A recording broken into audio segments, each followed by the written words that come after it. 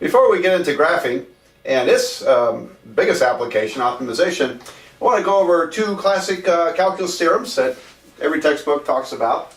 Rolle's theorem, and then its successor, the mean value theorem. And the mean value theorem in particular is pretty important, although I thought of an application for Rolle's theorem that's very relevant to these days. Alright, so Rolle's theorem. Here's how it runs, and it's a lot of preamble stuff here. If f of x is continuous function over a closed interval from a to b, that includes the endpoints, and if it's differentiable over the open interval from a to b, in other words, the derivative might not exist at the endpoint, but as long as it's in between, it's differentiable. Then, and if f of a equals to f of b, okay, well, when I draw the picture, this will make total sense. Then there exists at least one number, x equals c, such that f of c equals to 0. Okay, so Rolle's theorem is named for, I don't know if it's Michael or Michel Rolle, spelled M-I-C-H-E-L. That could be a man spelling, perhaps, I'm not sure. He was a Frenchman, lived around 1700, one of the early pioneers of calculus. And he noticed this, and it was actually pretty easy to prove using the language of continuity and derivatives and stuff like that. It's not a, I don't think it's a very difficult proof. But when you see the picture, it's almost like obvious why that should be. And so there's a function, and let's suppose it, here's a, here's b, and let's suppose it meanders around.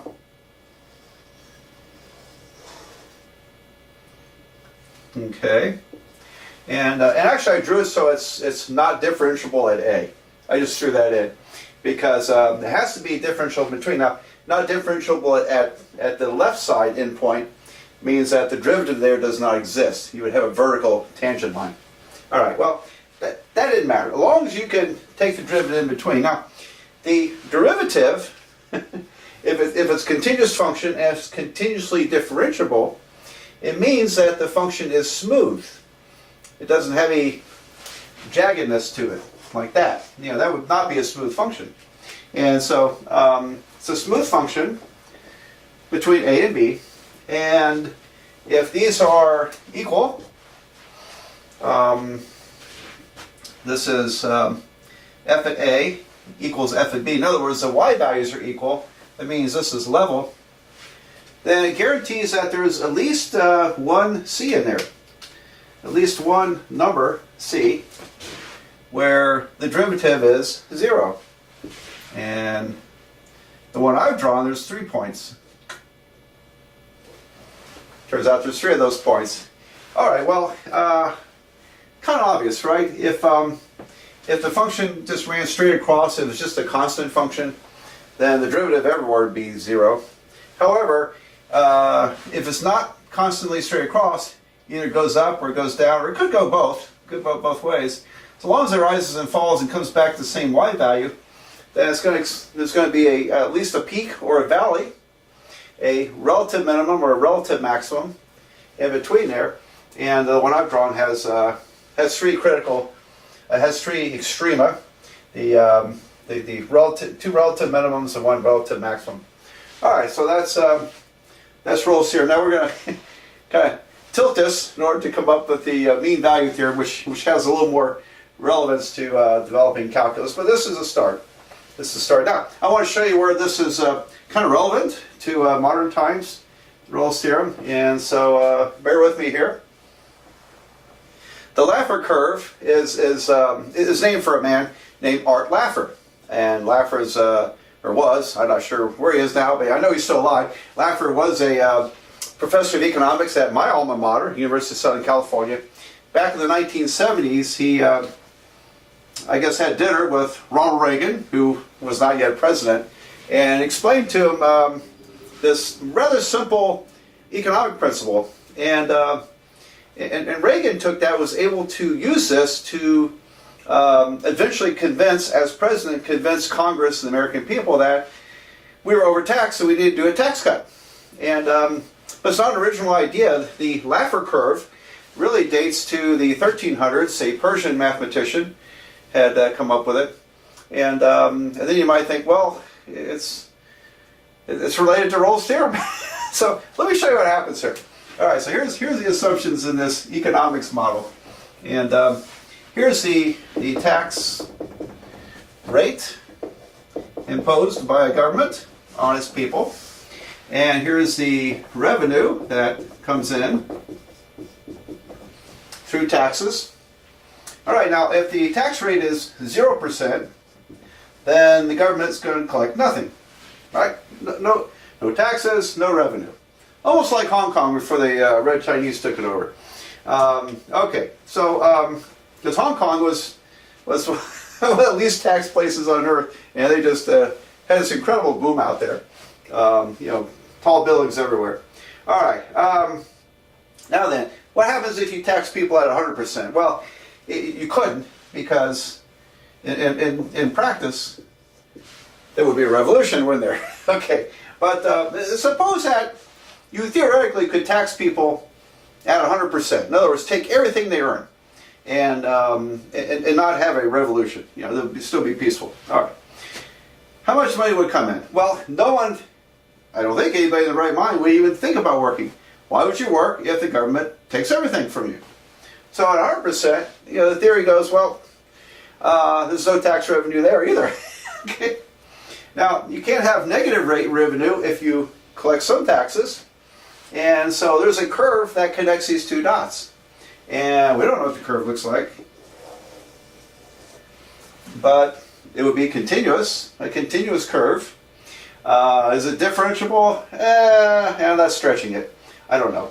It probably is differentiable, but we simply don't know what the Laffer curve is. But you can see it's kind of starting to look a little bit like Rolle's theorem.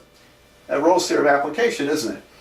Because according to Rolle's theorem, there is a point in here where the derivative is equal to 0. Here's c. So I'm just going to draw it here. In other words, there's a maximum in this case. It's equal at both ends. It goes up, it comes down. And so in this case, there has to be a maximum, not just a derivative equals 0, but because the function only exists in this quadrant, you wouldn't tax people and lose money. Then there you go. Now, all right, so here's what Ronald Reagan was able to explain to American people. But you know what? So did John F. Kennedy back in 1963, and before he was shot. Kennedy realized that we were greatly overtaxed, and Reagan realized we were greatly overtaxed. And I think I read somewhere that even during the Civil War, Abraham Lincoln cut taxes. And then around 2001, George W. Bush cut taxes. And then, in the past year, President Trump cut taxes. Now what happens here? Well, on this side of the curve, from a government wonk standpoint, the people are undertaxed. Undertaxed. Okay? And so if you do raise the tax rates, the revenue goes up. It goes up. However, there comes a point where we're overtaxed. And now something very interesting happens. When you're overtaxed, if you raise the tax rate, tax revenues go down. If you lower the tax rate, tax revenues go up. Money flows in. Guess what? The times I mentioned, Abraham Lincoln, John F. Kennedy, Ronald Reagan, George W. Bush, Donald Trump, had a big tax cut. And every time, including this time with Trump, every time we were on the overtax side. And sure enough, the economy took off. And it just makes sense, because when you cut taxes, then it gives more incentive for people to go out there and work harder. And when they work harder, people with businesses hire more people.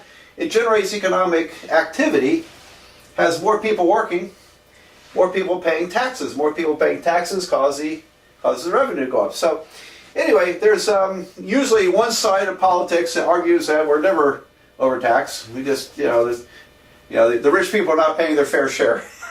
Well, this is what John F. Kennedy realized in 1963. They were taxing rich people at 90%, taking 90% of what they earned. He said they're greatly overtaxed. They're looking for loopholes. They're hiding it offshore. They're not doing anything with it. There's no economic activity when you overtax someone like that. It was 70% during Reagan's, when Reagan started office, and he cut that tax rate down to 28%. And the economy took off. So I don't know what you've heard in your travels, but I lived in the 1980s, and it was one of the most prosperous times in modern history in America. And if, just as of the recording this video, the economy, the gross national product just rose at more than 4% annual rate. If that keeps up, then we're headed toward a very prosperous time, just as we did in the 1980s under Ronald Reagan.